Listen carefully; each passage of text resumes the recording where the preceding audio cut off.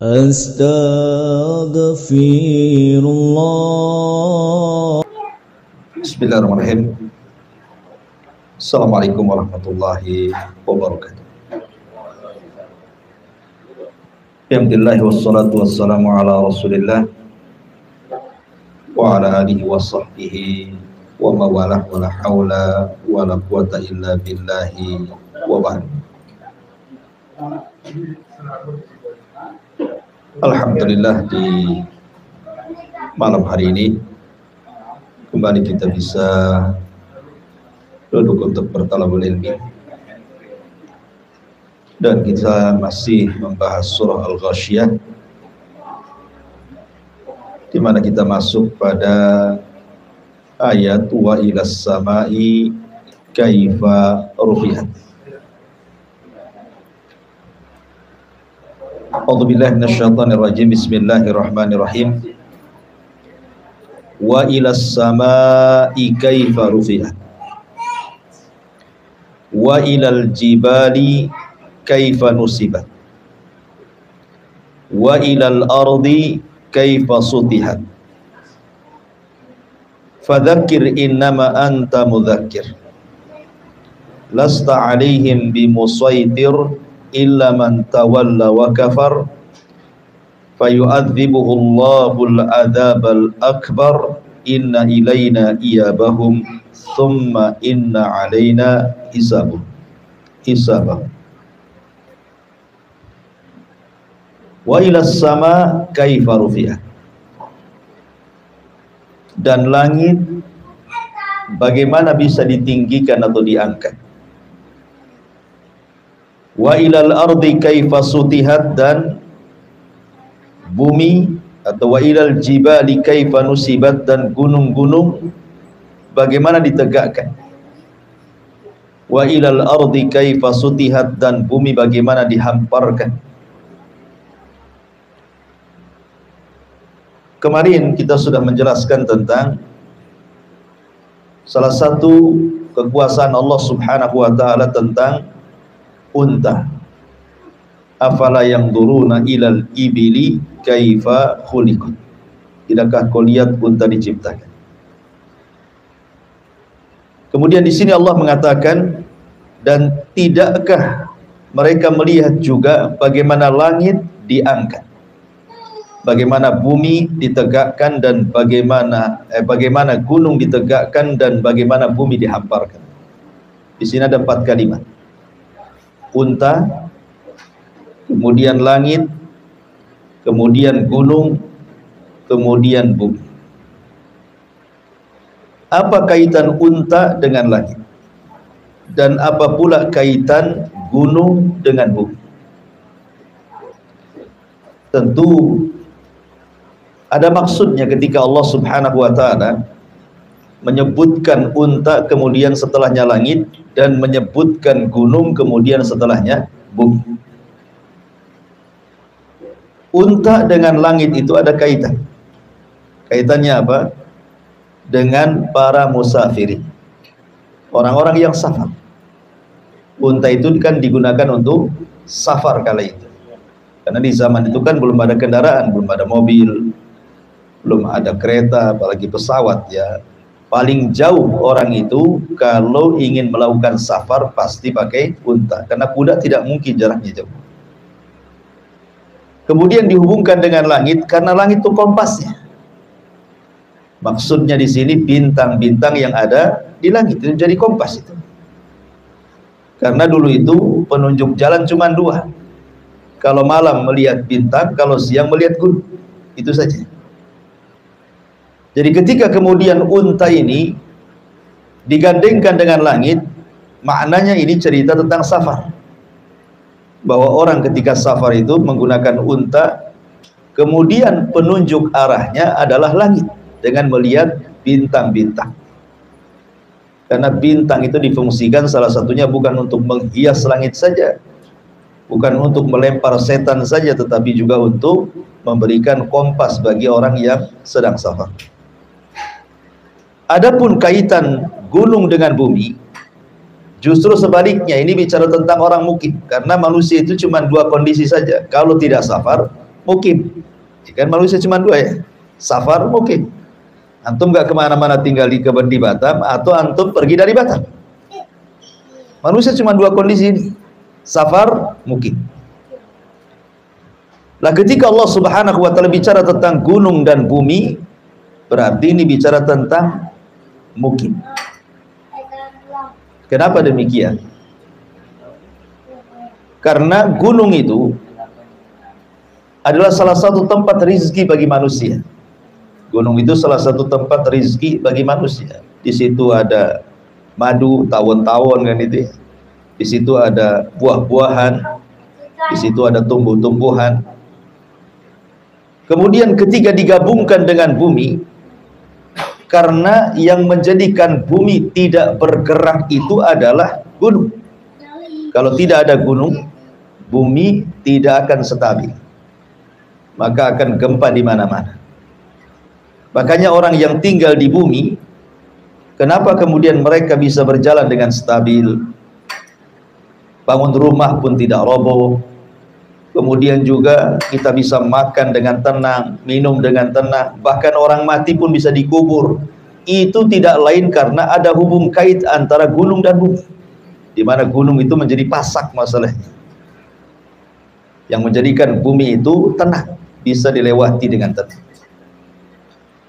Baik, kita masuk pada ayat wa ilas samai kaifa rufi'at. Dan tidakkah mereka melihat bagaimana langit itu diangkat atau ditinggikan?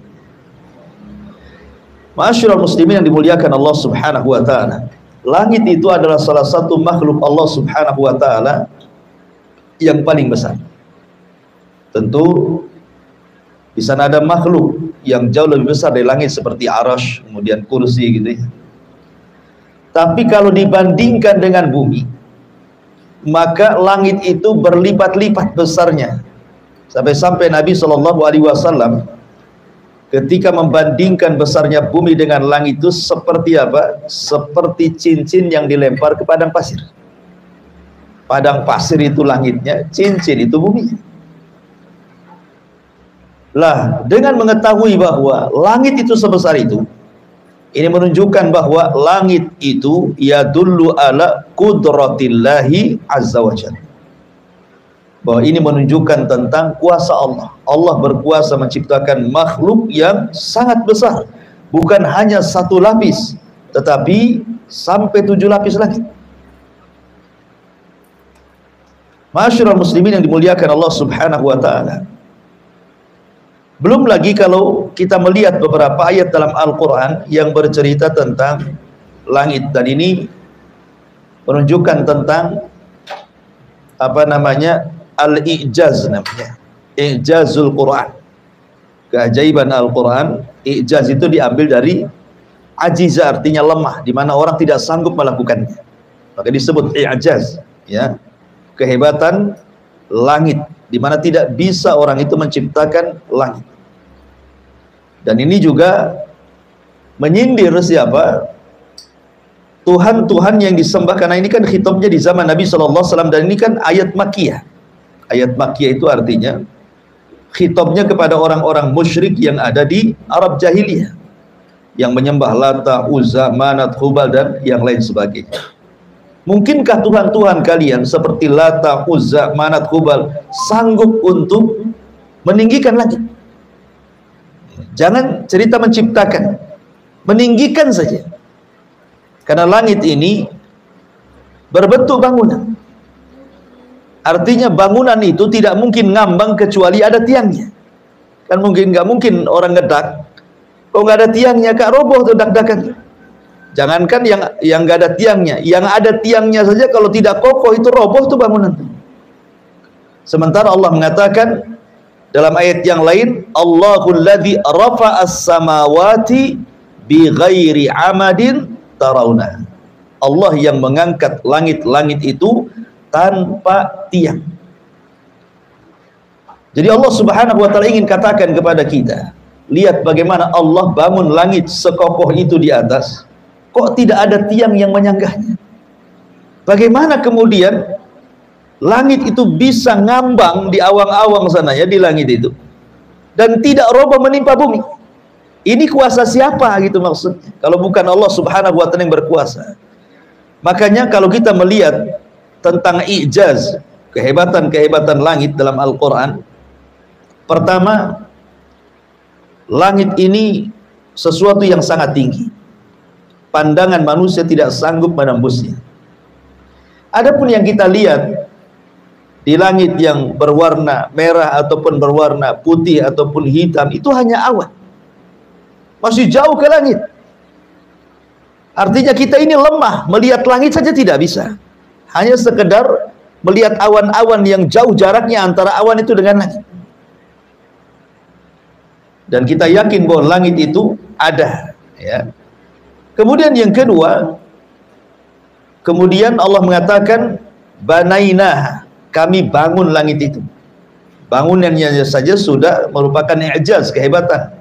Kehebatan Al-Quran menjelaskan qudratullah, kemampuan Allah mampu menciptakan makhluk sebesar itu dengan 7 lapisnya gitu. Kemudian juga raf'uha, bagaimana bisa langit diangkat sebagaimana Allah mengatakan di sini, wa ilas sama'i kaifa rufiat, bagaimana langit bisa diangkat kemudian tanpa tiang lagi. Kalau ini bukan karena kuasa Allah subhanahu wa ta'ala. Belum lagi cerita zinatuha, bagaimana hiasan-hiasan langit dari bintang-bintang gitu ya. Rasanya indah kalau kita melihat ke langit ketika langit bertaburan bintang itu. Dan ini juga termasuk i'jaz ya, kehebatan langit yang dijelaskan di dalam Al-Quran, dan itu semua kuasa Allah. Kemudian juga makhluk-makhluk baik yang bisa dilihat ataupun yang tidak bisa dilihat, kan semua makhluk di langit banyak, galaksi, belum lagi kemudian bintang-bintang, matahari dan bulan, dan begitu seterusnya. Kemudian di atas langit lagi, di atas langit lagi, di atas langit lagi, kan banyak makhluk tuh ya. Siapa yang kemudian menciptakan ini semua? Belum lagi kemudian bintang-bintangnya bisa melempar setan, syuhuban li syayatin gitu ya. Kemudian bisa mengarahkan kompas jalannya manusia, termasuk juga menjaganya. Langit itu tidak jatuh sejak diciptakan sampai hari ini ya, seperti itu saja. Ikhwan, ada kisah yang dinukilkan oleh Al-Imam At-Tabari, Al-Imam At-Tabari rahimahullahu ta'ala. Tentu ini kisah Israiliyat ya. Jadi Imam At-Tabari ini dalam tafsirnya mengkisahkan tentang kisah Nabi Musa. Nabi Musa alaihi salatu wassalam, ketika dia berpikir, apakah Allah ini tidur atau tidak sih sebenarnya? Allah itu tidur atau tidak?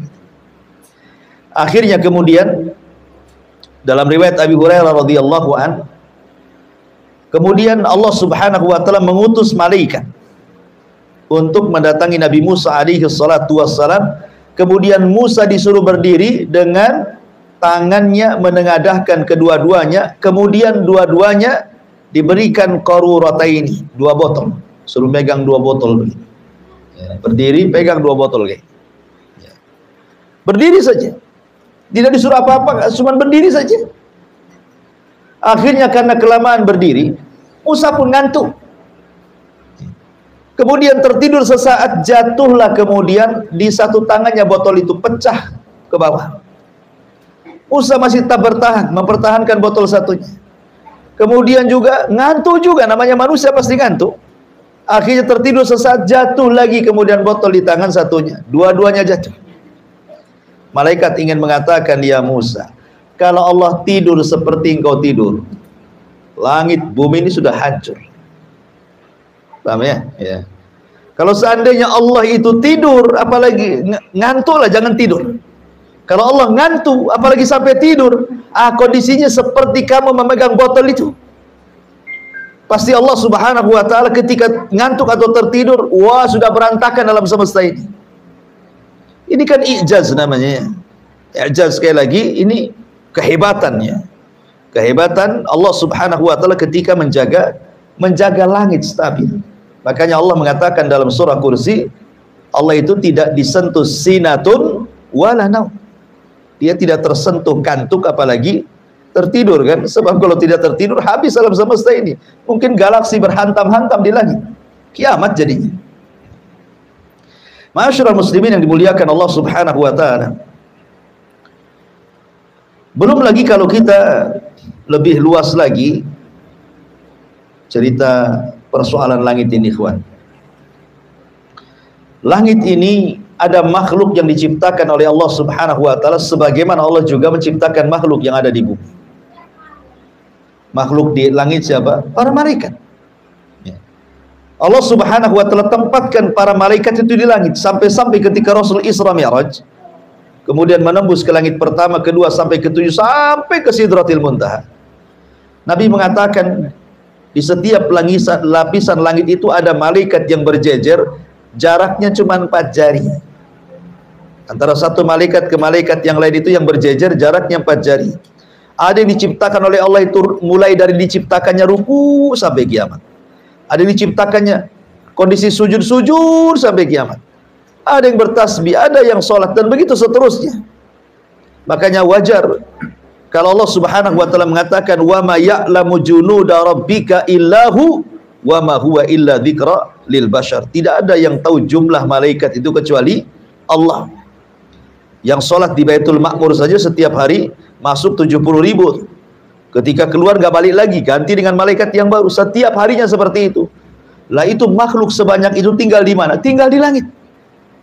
Makanya ketika para ulama membahas tentang wa futihatis sama fakanat abwaba, ketika langit-langit yang ada di atas itu memiliki pintu-pintu, nanti pada hari kiamat pintu itu akan dibuka dan para malaikat akan turun semua dari langit, akan mengosongkan langit.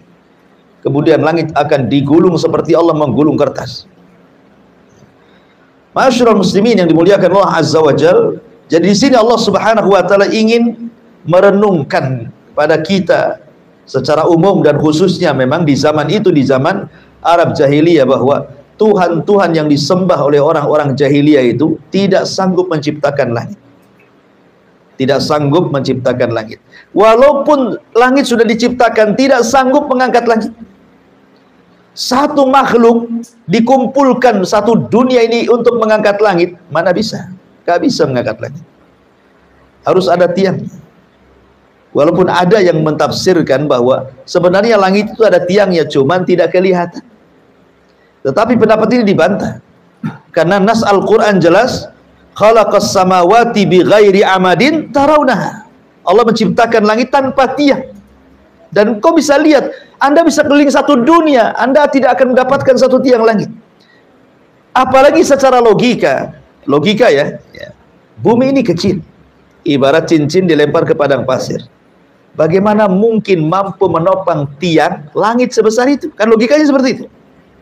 Langit itu kan besar, bumi kecil.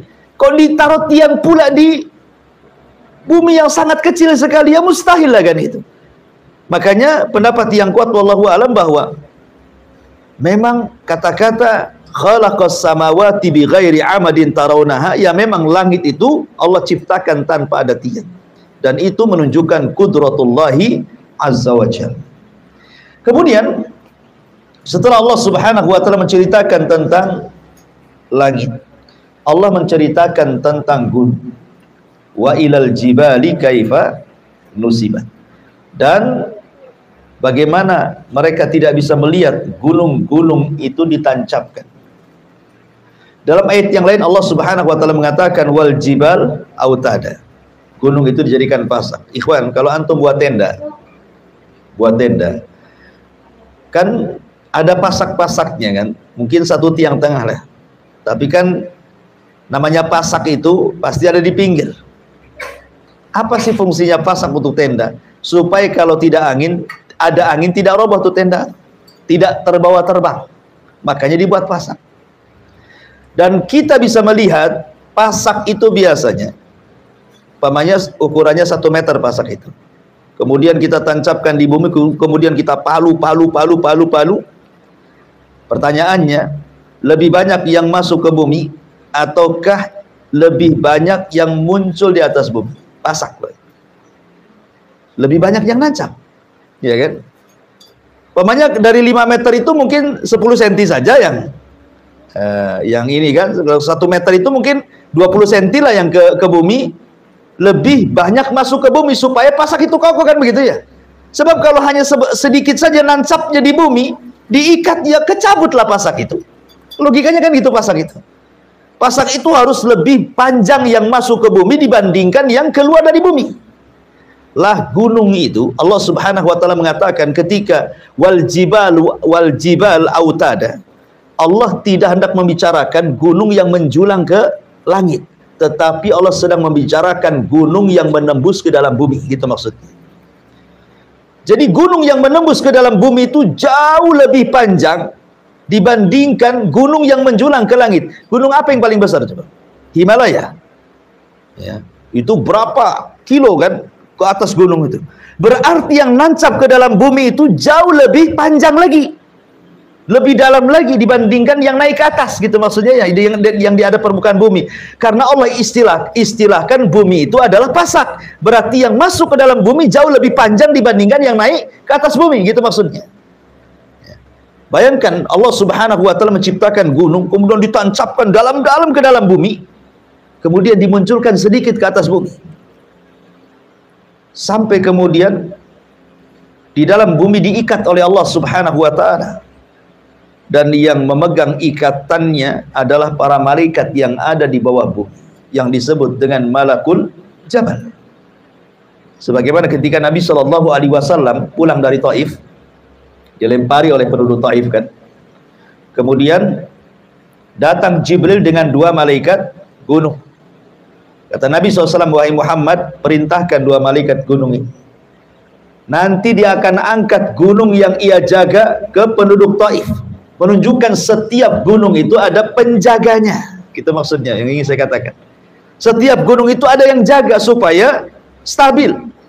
Kalau Allah Subhanahu wa taala mau menggempakan bumi, maka Allah akan perintahkan malaikat yang di dalam bumi itu, yang memegang ujung daripada gunung itu, tinggal kemudian dicabut saja atau digempa-gempakan kan gitu. Terjadilah lini dan gempa. Jadi disinilah menunjukkan kuasa Allah Subhanahu wa taala menciptakan gunung itu luar biasa manfaatnya gitu. Karena sebelum ada gunung, bumi ini tidak stabil, dia goyang. Sebelum ada gunung itu, bumi ini tidak stabil, goyang, gempa lini gitu ya.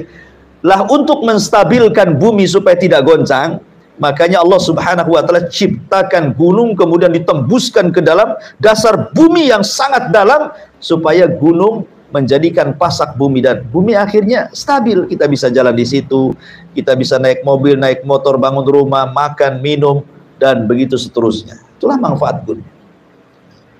Tetapi nanti pada hari kiamat, ikhwatu fiddin yang muliakan Allah Azza wa Jal, gunung itu akan tercabut dari pasak, kemudian digeser, kemudian dinaikkan ke langit, kemudian ditubruk-tubrukan, setelah tinggal debunya kemudian dihampaskan lagi ke bumi. Inilah makna kal ihnil manfush. Gunung itu seperti kapas yang berterbangan, yang nggak ada lagi beratnya. Kapas itu kan nggak ada beratnya ya. Kalau sudah ditiup angin ya terserah dia mau kemana. Ah, itulah gunung, sudah nggak ada lagi bebannya, nggak ada lagi bobotnya itu.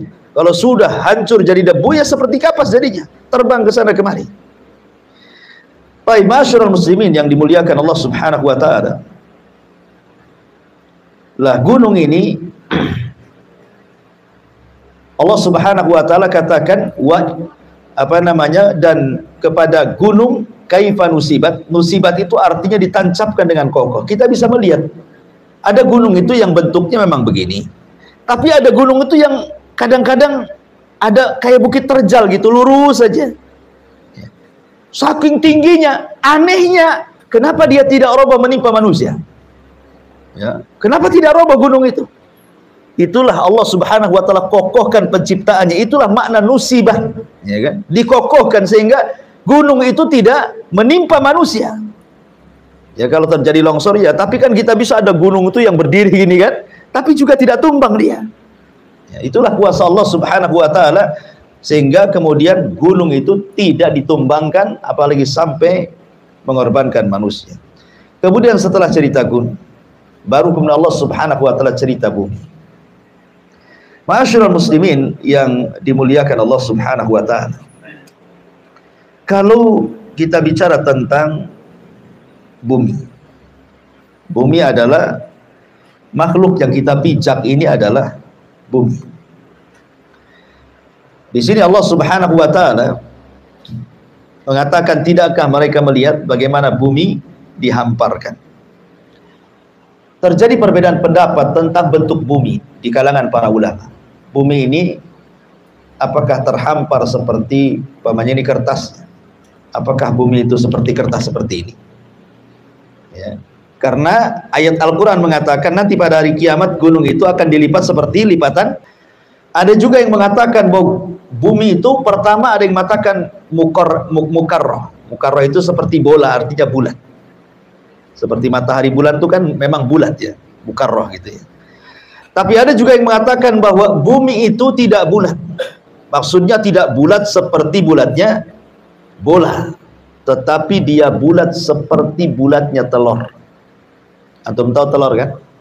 Telur ini kan kalau kita perhatikan kan sebelah sini besar, ujung sebelah sini besar, ujung sebelah sini kecil. Kan telur kan nggak seperti bola kan? Kalau bola kan bulat semua ya, ujung dengan ujung sama kan? Kalau telur kan tidak, bulatannya lonjongnya itu. Nah, jadi di sini biasanya begini, nanti sebelah sini besar, ujung sini kecil. Apa manfaatnya di sini? Ada yang mengatakan bahwa karena ini cerita tentang masalah iklim, ya. Jadi orang-orang yang tinggal di ujung bumi yang bulatannya kecil, maka waktunya sangat cepat. Waktunya sangat cepat. Dan matahari biasanya ataupun siangnya itu lebih banyak dibandingkan malamnya. Ya, seperti di Eropa sana kan begitu ya umumnya. Ya. Adapun kemudian yang bulatannya besar, berarti kan ujung ke ujung nih. Yang bulatannya besar itu berarti itu stabil, malamnya panjang, siangnya juga panjang. Jadi sangat pengaruh dengan cahaya matahari itu. Antara ujung dengan ujung tuh. Lah tengah-tengahnya itulah diletakkan Jazirah Arab. Jadi Arab itu ada di tengah-tengah tuh. Antara bumi yang bulatannya besar dengan bumi yang bulatannya kecil. Dan itu disebutkan oleh Al-Imam Ibnu Khaldun rahimahullah ta'ala. Ketika bicara tentang bumi ini ada 7 iklim. Jadi ada 3 sebelah barat dan 3 sebelah timur. Lah tengah-tengahnya dia mengatakan Jazirah Arab. Dan Allah Subhanahu wa taala memilih tengah-tengah karena disitulah Allah bangun rumahnya, Baitullah Al-Haram. Di situ juga diutus Khatamul Anbiya, Nabi yang terakhir, ya. Sehingga kata Imam Ibnu Khaldun itu dengan perbedaan iklim antara ujung bumi dengan ujung bumi dengan tengah bumi, kemudian dikaitkan dengan cerita Dzulqarnain. Cerita Dzulqarnain. Ikhwan, cerita Dzulqarnain ini rihlah ke beberapa arah, ya kan?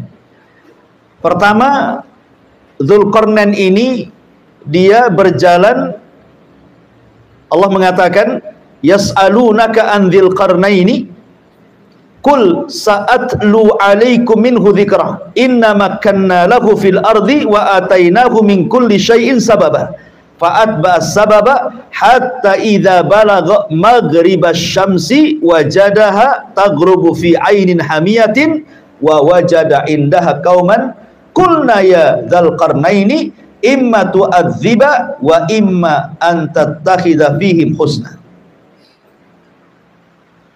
Di sini Allah mengatakan bahwa Dzulqarnain ini pertama perjalanannya mengarah ke barat dulu. Maghriba Syamsi, tempat terbenamnya matahari. Berarti tempat terbenam matahari mana? Sebelah barat. Itu kan perjalanan Dzulqarnain yang pertama ke sebelah barat dulu. Lah Dzulqarnain di situ di sebelah barat itu Allah mengatakan mendapatkan sekelompok manusia di mana dikatakan kepada Dzulqarnain, wahai Dzulqarnain, kata tentara Dzulqarnain ini, kamu boleh menyiksa atau boleh berbuat kebaikan terhadap mereka. Artinya orang-orang yang sebelah barat itu mereka adalah manusia-manusia yang punya ikhtiar. Ikhtiar itu punya kemampuan untuk memilih. Karena di sini kan Dzulqarnain dikatakan boleh kau mengadab mereka atau boleh kau berbuat baik kepada mereka. Artinya karena kaum yang sebelah barat ini dia punya pilihan kepada dirinya sendiri, mau beriman atau kufur. Itu maksudnya. Tetapi ketika Dzulqarnain ini mengarahnya ke tempat lain, ke tempat yang justru terbalik dari barat tapi sebelah timur. Jadi ini kan sudah ke ujung barat nih.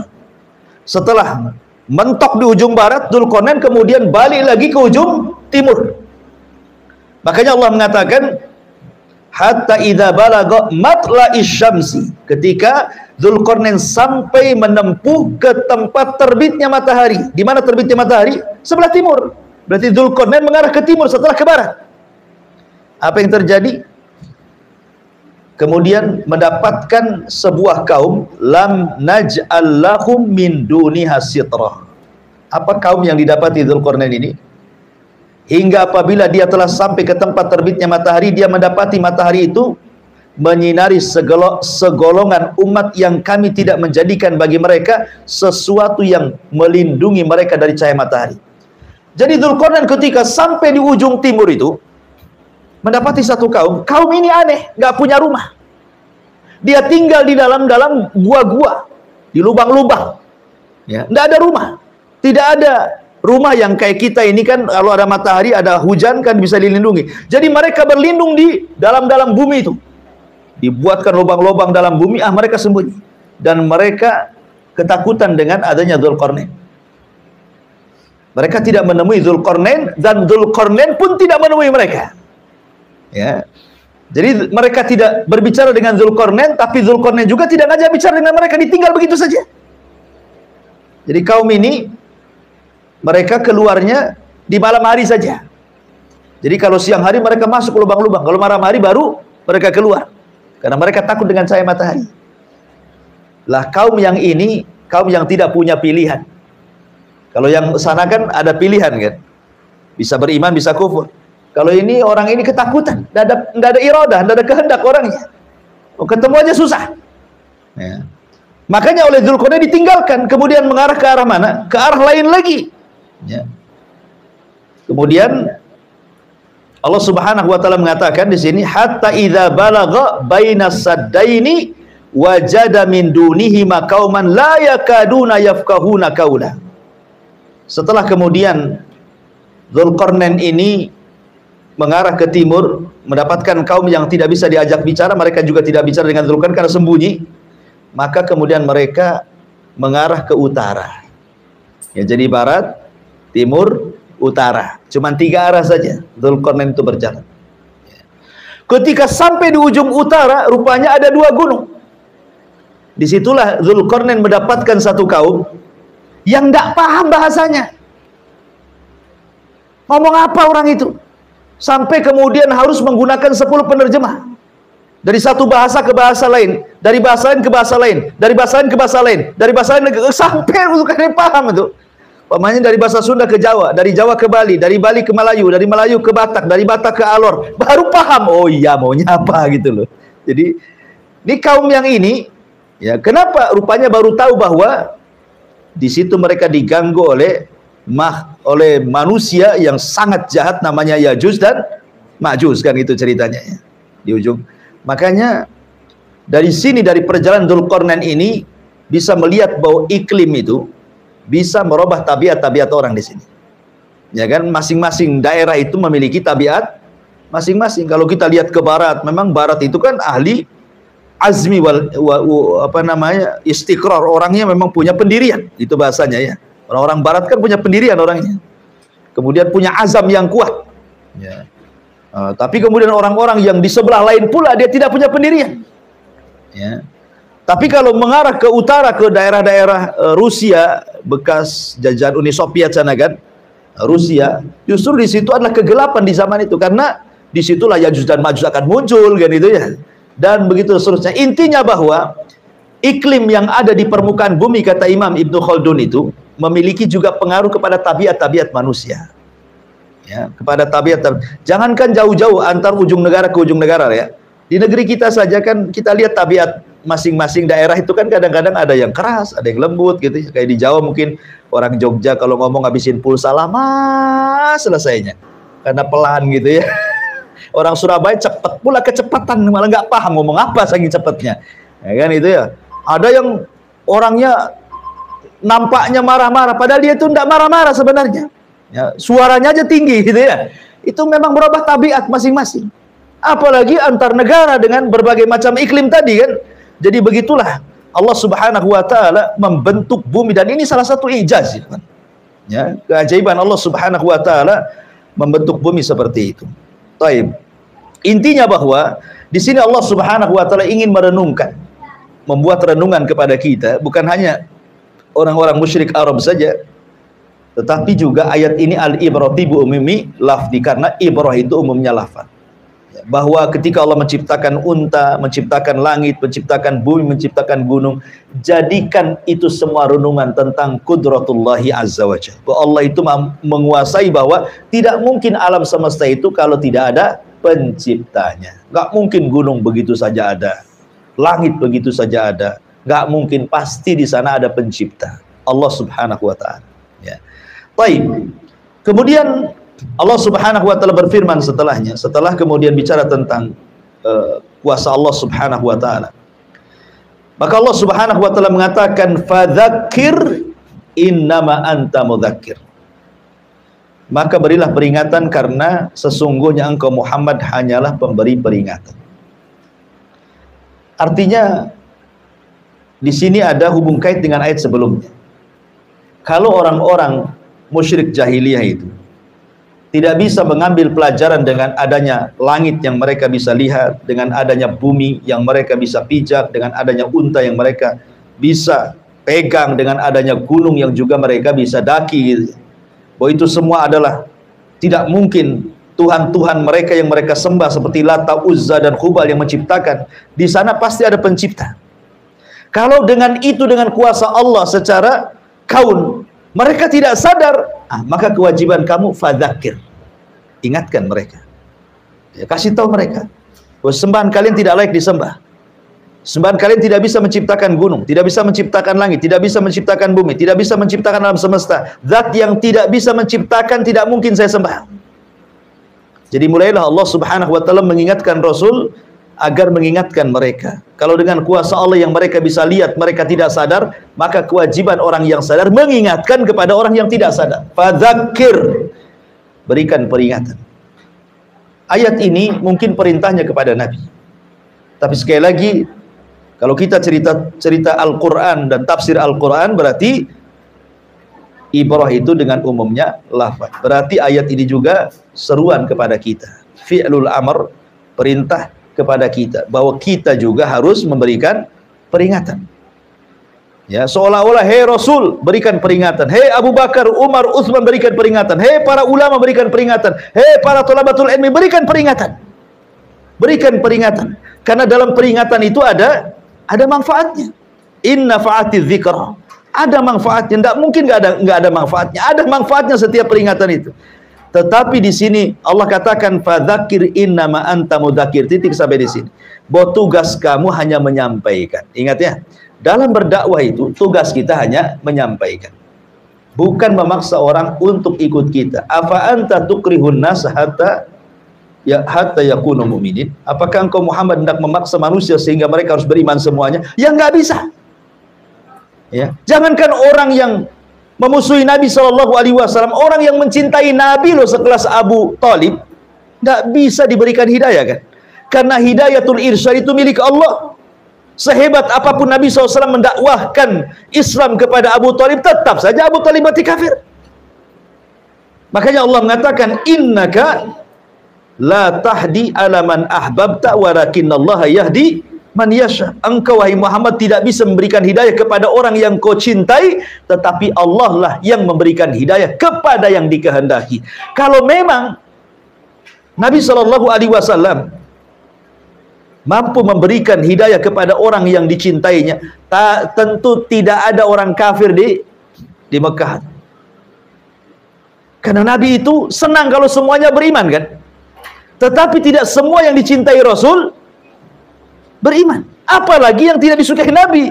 Yang disukai Nabi saja tidak beriman seperti Abu Thalib gitu ya. Apalagi yang lainnya. Makanya kenapa Allah mengatakan kepada Rasulullah, "Fadzakir innama anta mudzakir." Berikan peringatan ya Muhammad. Tetapi engkau ini hanya sekedar menyampaikan saja, bukan memaksa manusia. Ya. Ma'asyiral muslimin yang dimuliakan Allah Subhanahu wa taala. Kalau kita melihat sejarah Nabi sallallahu alaihi wasallam, kalimat fadzakir ini adalah fi'lun amr. Ya, dia adalah perintah ya. Kata kerja bentuk perintah. Artinya ingatkan manusia. Ingatkan manusia. Makanya Nabi SAW itu tidak henti-hentinya sepanjang hidupnya mengingatkan manusia. Sampai ketika saat wafatnya pun Rasul tetap mengingatkan manusia. Apa kata Rasul saat wafatnya? As-salatu wa ma malakat aimanukum. Jaga salat dan hamba sahaya kalian. Lindungi mereka. Lihat, kemudian setelah itu Rasul wafat kan? Di detik-detik wafatnya saja Rasul SAW itu berusaha zakir, mengingatkan manusia. Sholat, jangan tinggalkan sholat. Ya. Karena Nabi SAW memang diperintah Allah untuk terus memberikan peringatan kepada manusia. Makanya kalau kita lihat di permulaan dakwah Nabi SAW, tidak semua orang-orang kafir Quraisy itu menerima dakwah Nabi. Yang ada kebanyakan justru menolak. Dan yang masuk ke dalam Islam itu justru orang-orang lemah kan. Orang-orang kuatnya menolak. Abu Lahab, Abu Jahal, Abu Sufyan, Umayyah, Khalid bin Walid, Amr ibn As, tokoh-tokohnya itu kan menolak di permulaan Islam. Walaupun belakangan ada yang tetap kafir dan mati di atas kafiran, ada juga yang masuk Islam seperti Khalid dan Amr bin As contohnya, atau Abi Sufyan. Ya. Tapi di permulaan Islam itu orang tidak suka dengan Nabi. Sampai saking tidak sukanya Nabi memberikan peringatan kepada manusia itu. Ada kekhawatiran di musim haji. Kan kalau musim haji kan datang dari mana-mana, bukan orang Quraisy saja. Sementara orang-orang yang datang dari luar itu belum tentu kenal dengan Nabi. Akhirnya diisukanlah. Ada orang-orang yang ditempatkan di perbatasan. Setiap ada orang yang datang dari kabilah-kabilah yang jauh masuk ke Mekah, dikasih tahu. Nah, kau boleh haji, kau boleh umroh, tapi hati-hati. Di sini ada tukang sihir. Namanya Muhammad. Kalau kau dengar ucapannya pasti kau kena sihir gitu. Pokoknya dijelek-jelekan lah kan itu ya. Kena pula kepada seorang sahabat namanya Tufail ibn Amr ad-Dausi. Ini tokohnya kabilah Daus yang ada di Yaman. Dia datang hendak haji. Kemudian dihadang sama utusannya Abu Jahal ini. Tufail, kamu jangan masuk ke Mekah kecuali telingamu harus diletakkan kain kapas. Supaya apa kata Tufail? Karena nanti ketika kau tawaf, di sana kau akan dapati orang tukang sihir. Ya. Nanti kalau kau dengar ucapannya pasti kau terpengaruh. Pokoknya dijelek-jelekan. Tufail bin Amr ad-Dausi ini orang baru datang dari Yaman, dari suku Daus, ingin haji. Tahu-tahu dihabarkan seperti itu ya khawatir juga kan. Mau tidak mau diletakkan juga kapas dari telinga supaya jangan dengar. Tawaflah dia. Rupanya saat tawaf dia melihat kok ada orang kok aneh ibadahnya. Maksudnya Nabi SAW. Dia sholat di belakang Ka'bah. Kemudian Tufail mengatakan ya kepada dirinya, wahai Tufail, engkau ini seorang pujangga, seorang penyair, ya. Apa salahnya saya dengarkan ucapan orang itu? Kan saya bisa membeda-bedakan. Apakah yang diucapkan dia itu syair? Apa yang diucapkan itu adalah kahin, dukun, mantra-mantra? Ataukah yang diucapkan itu apa bahasa apa? Saya kan orang cerdas. Ngapain sampai kapas-kapas katanya? Dilempar kapasnya. Akhirnya dia memberanikan diri mendekati Nabi SAW yang sedang sholat. Didengerin apa yang diucapkan Rasul. Dia orang cerdas. Dia mengatakan, subhanallah, ini bukan ucapan biasa ini. Dengan bahasa yang luar. Karena kan di zaman itu kan Nabi SAW diutus kepada umat yang membanggakan bahasa. Ya. Banyak para pujangga-pujangga yang lahir, para penyair-penyair hebat gitu ya. Jadi ketika mendengar Nabi sholat baca Quran, tertarik dia. Akhirnya setelah tertarik menunggu Rasul selesai sholat, datang dengan Rasul, ngobrol, kemudian Nabi membacakan beberapa ayat Al-Quran, hidayah masuk Islam dia. Subhanallah. Walaupun orang-orang Quraisy itu berusaha untuk menghalang-halangi dia, suruh pakai kapas lah, suruh disumpal lah telinganya. Kalau hidayah itu sudah dianugerahkan Allah, satu dunia menghalangi tidak akan bisa. Buktinya Tufail masuk Islam. Tufail masuk Islam dia, ya kan? Ma'asyiral muslimin yang dimuliakan Allah Subhanahu wa taala. Maka kalimat fadzakir, dzakir ini maksudnya memberikan peringatan kepada siapa? Dan apa yang diberikan peringatan? Tentu memberikan peringatan adalah kepada manusia yang menyimpang. Dan peringatan itu adalah Al-Quranul Karim. Rasul memberikan peringatan dengan Al-Quran. Makanya Allah Subhanahu wa taala mengatakan dzakir bil Qur'ani man yakhafu wa'id. Dan itu ya, berikan peringatan dengan Al-Quran kepada orang yang takut ancaman. Jadi kalau antum berdakwah, dakwahkan Al-Quran, itulah peringatan. Jadi kalau berdakwah tidak ada dalilnya, ini dakwah apa ini? Nabi itu kalau berdakwah sedikit-sedikit bacakan Quran, sedikit-sedikit bacaan Quran, ya. Bacakan hadis Nabi sendiri yang diwahyukan kepada dia. Itulah justru yang dikatakan fadzakir, itulah alat fadzakir. Alat fadzakir adalah Al-Quran dan Sunnah. Kalau kita hendak memberikan peringatan, peringatkan apa yang diperingatkan Al-Quran, peringatkan apa yang diperingatkan dalam hadis Nabi SAW. Dan yang pertama kali diperingatkan oleh Rasul kepada orang-orang kafir adalah masalah tauhid. Masalah tauhid. Kemudian masalah-masalah akidah-akidah yang lainnya tentang kehidupan setelah kematian. Kemudian tentang padang mahsyar sampai kepada balasan antara surga dan neraka. Itulah yang harus kita sampaikan kepada manusia tentang akidah dan tauhid. Makanya kenapa kemudian seluruh para nabi dan rasul, inilah dakwah yang pertama kali disampaikan kepada umat, tauhid, sebelum yang lainnya. Ma'asyiral muslimin yang dimuliakan Allah Subhanahu wa taala, Allah perkuat dengan kata-katanya lasta alaihim bimusaitir. Engkau bukanlah orang yang berkuasa atas mereka. Seolah-olah Allah ingin katakan, ya Muhammad, yang menggenggam hati manusia itu bukan engkau tapi Allah. Maka kita harus paham, kalau antum kemudian menasihati saudara antum, menasihati keluarga, menasihati kawan, kok dia malah kemudian marah-marah, malah kemudian mengejek, menentang, bahkan berusaha untuk menjauh dari kita, bahkan sebagian mereka sampai memutus silaturahim, kan itu ya. Ketahuilah bahwa yang memegang hati manusia itu Allah. Jadi tugas kita hanya menyampaikan kebenaran. Ya, dalam berdakwah itu hanya menyampaikan kebenaran dengan kelembutan. Ini yang kadang-kadang hilang pada ruhnya ikhwan-ikhwan saat berdakwah. Tidak ada lembutnya. Ilmu ada, lembut tak ada. Contoh saja, saya kadang-kadang benci juga kalau melihat pemainnya lagi sholat wajib, tah maghrib, tah isya gitu ya. Ya, ada ikhwan-ikhwan itu mungkin di masjid itu tidak sepaham dengan jemaah yang ada di situ. Tapi kan mereka minoritas, mereka mayoritas. Ikhwan itu mungkin hanya 1-2 di tengah-tengah orang banyak yang berbeda pemahamannya. Terkadang habis sholat itu hanya zikir entah berapa, entah astagfirullah, astagfirullah, astagfirullah, langsung berdiri sholat sunnah. Ini nggak ada adabnya, ikhwan. Apa salahnya coba antum ikut mereka dulu sampai selesai, mereka juga zikir rame-rame, kita zikir sendiri kan. Ya, selesai mereka sholat sunnah, baru kita sholat sunnah. Supaya nggak terkesan kita ini berpisah dengan mereka gitu maksudnya. Kadang saya gimana melihat ada ikhwan kayak gitu, kayaknya nggak punya akhlak dia kan. Ya, akhirnya ketika kemudian sikapnya seperti itu, ya tetap jadi eksklusif akhirnya. Ini orang apa ini, kata orang itu, nggak pernah zikir gitu. Jadi kan begitu ya. Ya. Kan zikir kan banyak, ikhwan. Nabi SAW mengajarkan lafaz zikir itu banyak, itu mulai dari istighfar 3 kali, Allahumma antas salam, Allahumma la mani alima ataita. Kemudian di situ ada tasbih 33 kali, kemudian tahmid 33 kali, takbir 33 kali, digenapkan dengan la ilaha illallah. Kemudian di situ ada baca ayat kursi juga kan, dianjurkan baca ayat kursi. Kemudian di situ juga qul a'udzu birabbin nas, qul a'udzu bifalaq, kemudian akhir surah Al-Baqarah juga dianjurkan. Jadi sebenarnya kalau dia paham zikir itu panjang itu. Mungkin ketika kita selesai zikir, selesai juga zikirnya orang itu.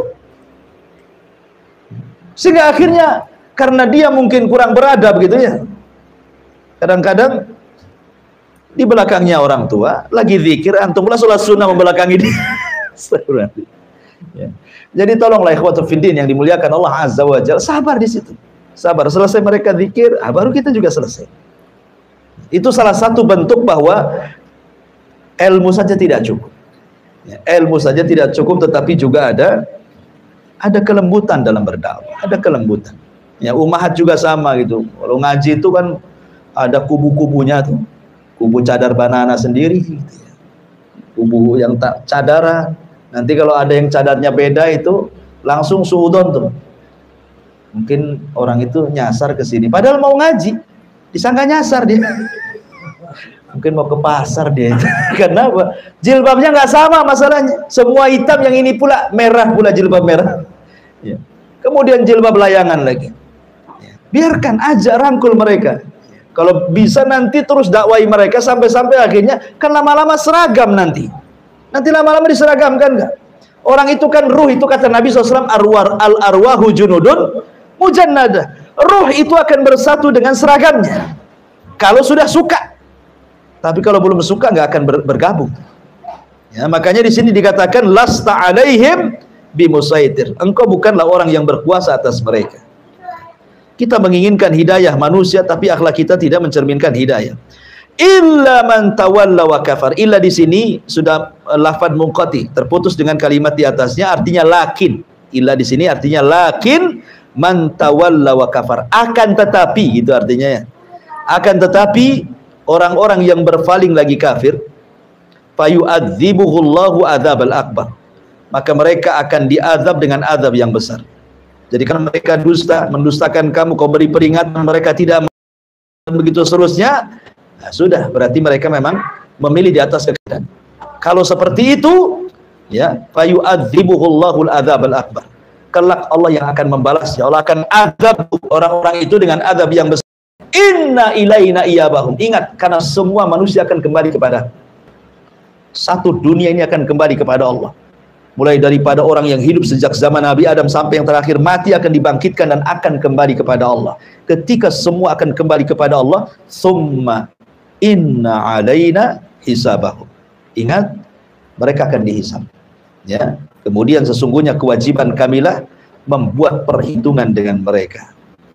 Dari sini menunjukkan ada ketenangan bagi orang-orang yang selama ini terkena kezaliman manusia. Dan ada ketenangan di sini kan, bukan semua akan dihisab, tenang. Gak apa-apa dia nyakiti saya, nanti ada waktunya Allah akan balas. Karena alasan orang-orang kafir Quraisy mengingkari tidak ada kehidupan setelah kematian itu karena mereka mau bebas. Kenapa orang-orang kafir Quraisy itu mereka mengingkari, nggak mungkin ada kehidupan setelah kematian, nggak mungkinlah tulang belulang, apalagi sudah jadi tanah, kemudian dibangkitkan lagi jadi manusia, mustahil. Itu hanya alasan mereka.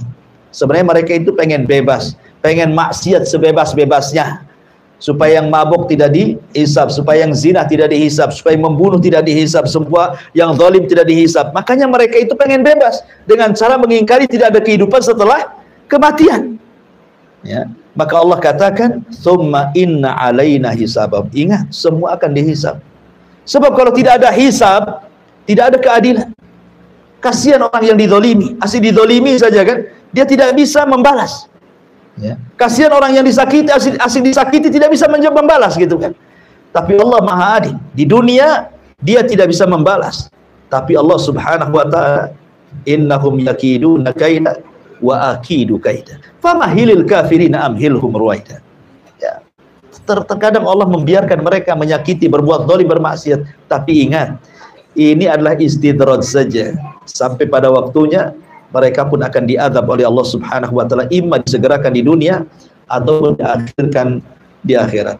Wallahu alam. Sampai di sini selesai pembahasan surah Al-Ghasyiyah, dan insyaallah kita akan masuk pada surat selanjutnya. Baik, sampai di sini. Ada yang bertanya silakan.